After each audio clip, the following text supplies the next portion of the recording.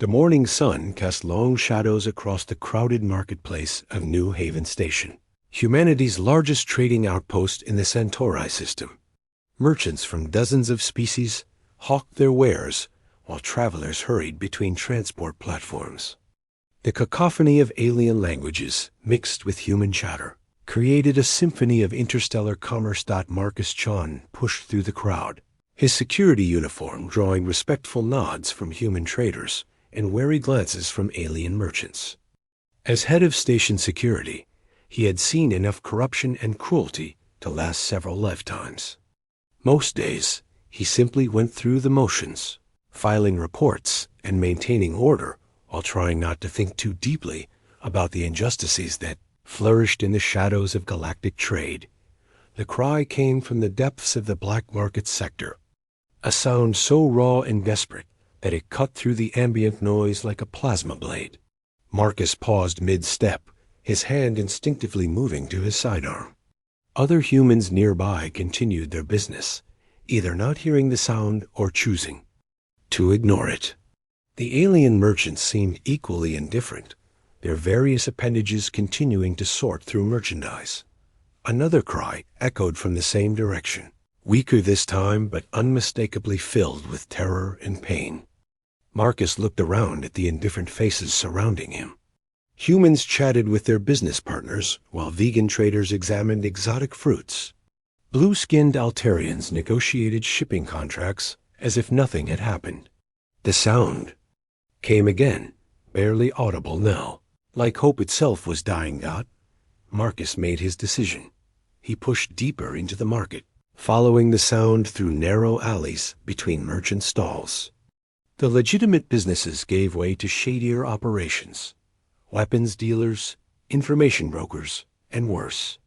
The lighting grew dimmer, and the air thicker with the smell of desperation and fear.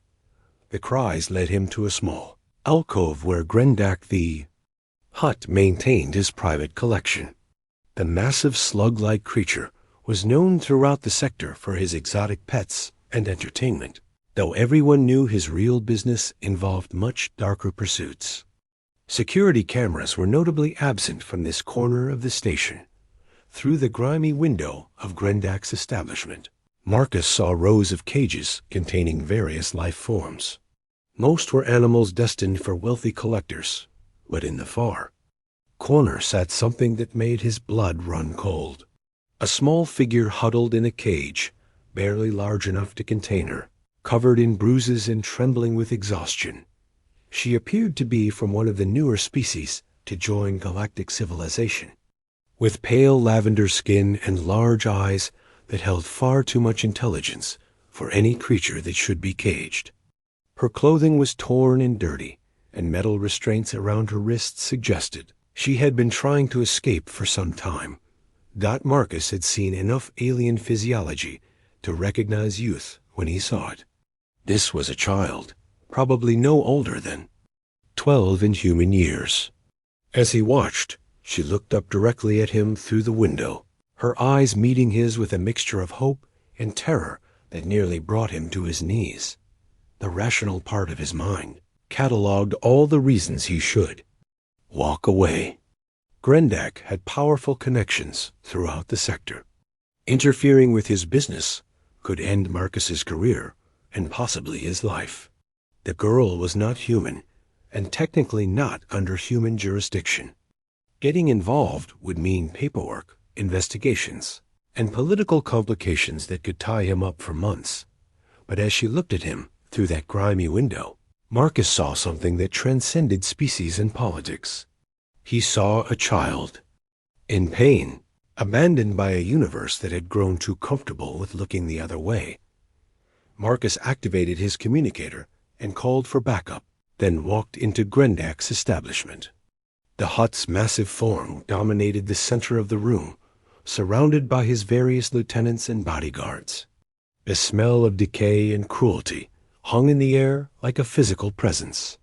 "I want to see your permits for sentient beings," Marcus announced, his voice carrying the authority of his position. Grendak's laugh was like gravel in a cement mixer. "Security Chief Marcus, what brings you to my humble shop?" Surely you have more important matters to attend to. The permits, Grendak, now. The tension in the room was palpable as alien enforcers shifted their weapons into more accessible positions. Marcus kept his hand steady on his sidearm, knowing that any sign of weakness would be the end of him. Ideal only in animals and artifacts, Grendak rumbled. Nothing here requires special permits. Marcus walked to the girl's cage, kneeling down to meet her eyes. Up close, he could see the intelligence there, the awareness that marked her as undeniably sentient. She whispered something in her native language, a sound like wind chimes mixed with rainfall. This child is clearly sentient, Marcus said, standing to face Grendak. By Galactic Trade Regulation 447, any being capable of language and abstract thought cannot be held in captivity without proper legal justification. You have no authority here, human. My business predates your species joining the galactic community. My authority comes from this station's charter, which supersedes all other claims within these walls. Marcus drew his weapon, not pointing it at anyone, but making his intentions clear. I'm placing this child in protective custody pending investigation. The backup Marcus had called for arrived at that moment, 4 human security officers who had worked with him long enough to trust his judgment without question. They formed a defensive perimeter around the cage, while Marcus worked to unlock the restraints. The girl's small hand closed around his finger as he freed her, and she spoke again in her musical language. Though he couldn't understand the words, Marcus heard gratitude in her voice that made his throat tight with emotion. Grendak protested loudly about jurisdiction and diplomatic immunity, but the presence of armed human security officers gave him pause.